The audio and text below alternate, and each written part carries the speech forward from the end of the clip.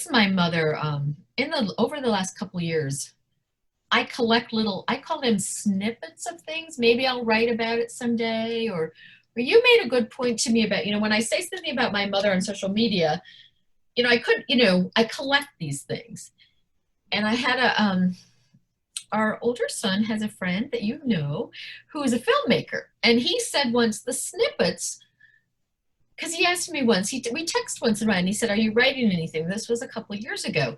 And I said, "Just snippets." And he said, and he's young, he's like very young, but they're wise. He said, "Well, snippets can turn into something. Snippets can," and he gave an example of a Coen Brothers movie, which they took snippets and turned it into a Netflix miniseries. And I thought, that's true. Just because I'm not putting it together, it's still there. That's all about perspective, because what you write on social media, I think, is very poignant. It's very slice of life and lovely observations, creativity and play in a box. And we don't realize the many other ways that we express ourselves, which are also creative and playful, as your social media posts are. And they can have it can have its own life on that platform, or it can be part of something larger, but it doesn't have to be. And I think that's what's wonderful, is that there are so many different ways and platforms, different aspects. And I think COVID has definitely shown us how we can come up with new ways of doing things, new ways of being creative, unique ways that we've never witnessed before, all because also we have this amazing technology, Which we did, right. that has saved the day for sure. Oh, yes. And thank you. Yes, it does. It's sort of if you have a way to talk to other people. The way I've always sort of used social media in the best of ways, it's like your little community. When you have, and I think being able to find humor in even some of the worst situations, it's helpful. When which I have many kitchen snafus, I feel like if I can share those, and share my mother's reactions, I feel like someone out there is listening and has done the same thing, and I'm not alone.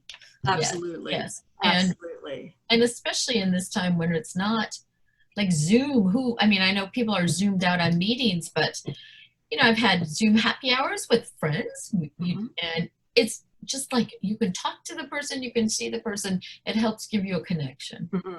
And I also think humor can never be undervalued.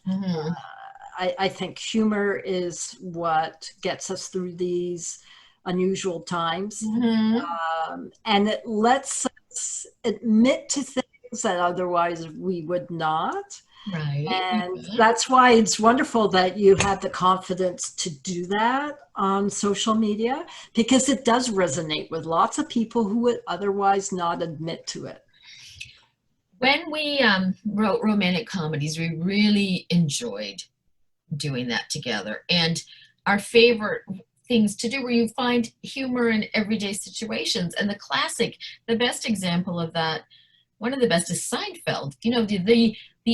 The things that happen in every day that are annoying and upsetting, but you have to find humor in them, because otherwise you'd go, bonkers. But who hasn't been, like when Elaine is stuck back on the airplane, when Elaine is stuck back there in the regular coach, and then Jerry's up there, living it up, and she's got screaming kids and climbing over her, and it's just like, this happens to everyone. So you might as well laugh at it, because otherwise you're going to be crying all the time.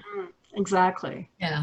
Now, I've read several of your books, you and your mom's books, and some of them got rather salty and the early ones, yes. Well, and I thought, how do you collaborate with your mother and touch on sex?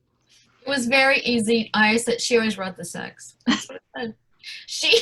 Did she do the sex scenes?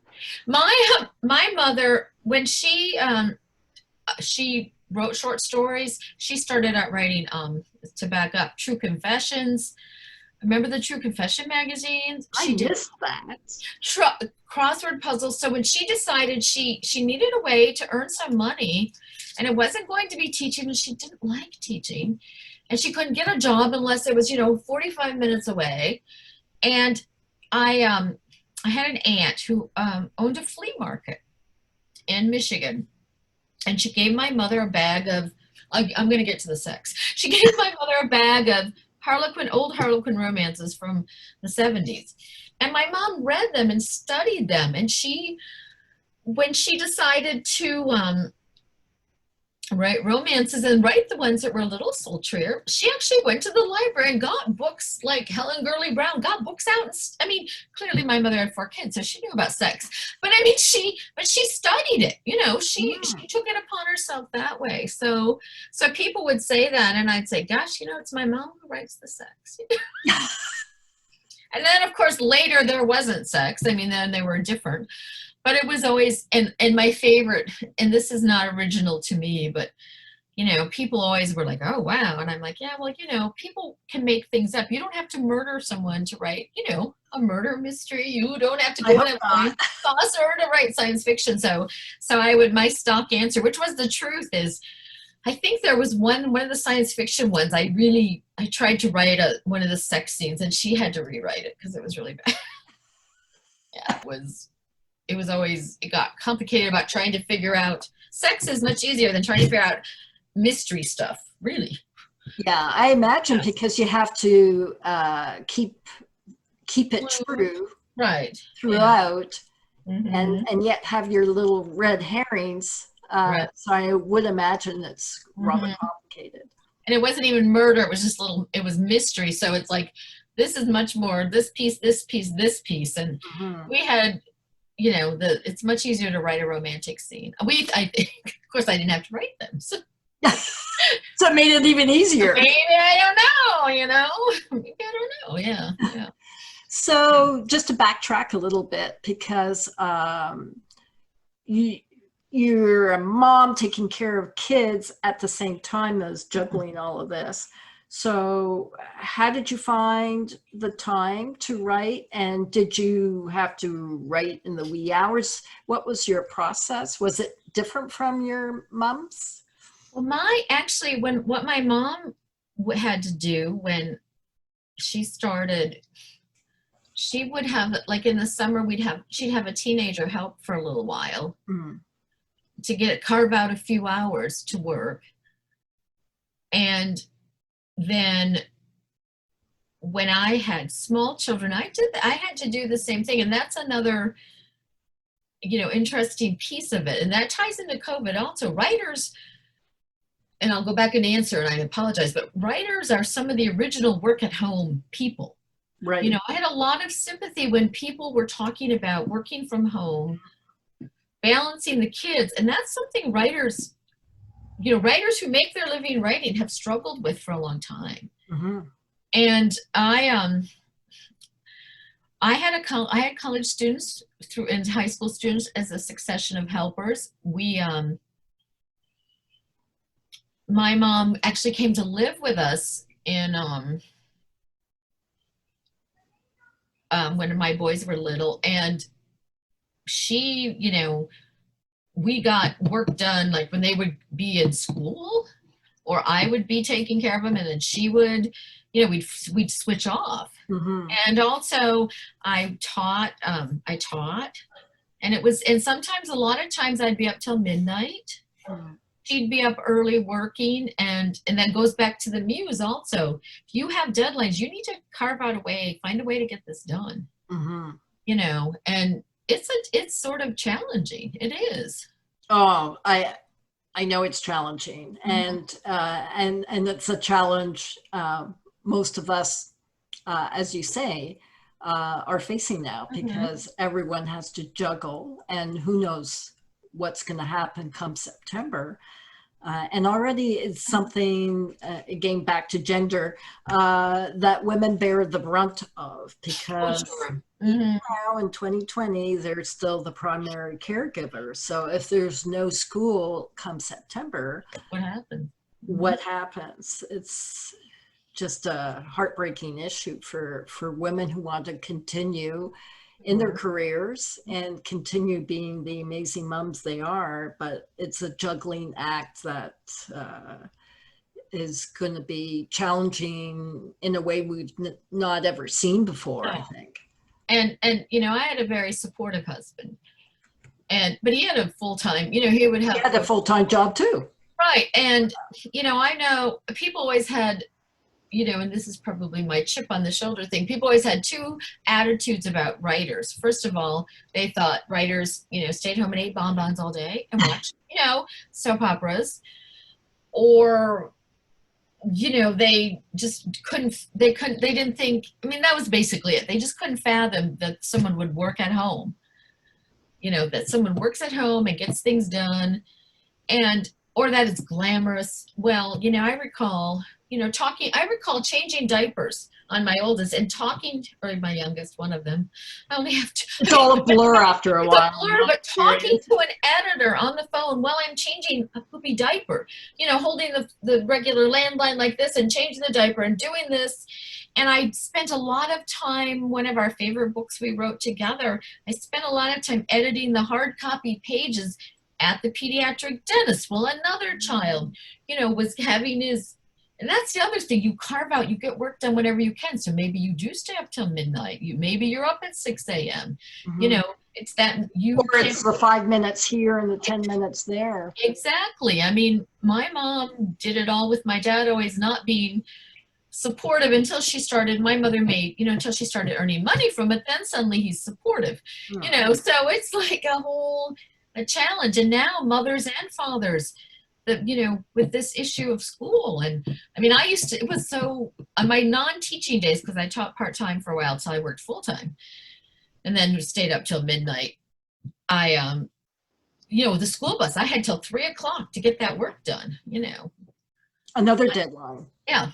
I would actually set the microwave timer on my non-teaching days to make myself sit in my chair and work. So I wouldn't go put laundry in, I wouldn't go do this. I would sit there and get the work done because I know I had the school bus deadline. Yeah. I would think for me, because I'm a little bit ADD, this would be the biggest distraction. Is although sometimes I have to take the Swiffer out, and I actually get brilliant ideas as well, that's another when you're cleaning, right? I know, and that's sometimes the distractions are helpful, but many times they're an excuse to not do what you should be doing. So it's that balancing act of, I need a little bit, because in terms of neuroscience, just housework has that slow rhythmic aspect to us. That's very soothing to the brain and relaxes the brain, so you're not stressed out about, oh my God, I can't think of what this character is going to say next. So it allows you just to relax that much. And this is work and not play, but exactly. My mom gave me very good advice when I had my first child, and you can remember those early days with that first one, and she said, just get up, get dressed, get done what you can, but don't move forward, don't beat yourself up, find your rhythm. And then again with writing, I was a much better noon to 3 writer or 10 to midnight writer. She was a good morning writer, and so because I had to get what I call my morning jobs done. I couldn't concentrate if I knew that there were dirty dishes. So she said, do your dirty dishes and then work, find your rhythm for it, which I think is really very sage advice. Very much so. Yeah. Very much so. Yeah. Because some people can tolerate mess and it doesn't intrude on their creativity, but for others, it's such a huge distraction. So as you say, it's all about finding your process. Right. And I think the same with, like, when you play, what do you enjoy doing? And often when you're walking, when I used to solo walk a long time ago, that's when ideas will come. You know, the problem, what can, you know, there's a problem, there's a dialogue thing, there's a plot problem. It would usually come to me as I walk because that was sort of time that my brain wasn't totally focused on that problem. Exactly. It's the same meditative walk. Did you bring a notebook with you, No, or I just hope I remembered it. to remember? I hope I remember it from the Y to home in the 3 minutes. Yeah, that's my problem, was like, Yeah, oh, it's gone. Yes. brilliant idea, and where is it? But usually I could remember something simple that I would, yeah.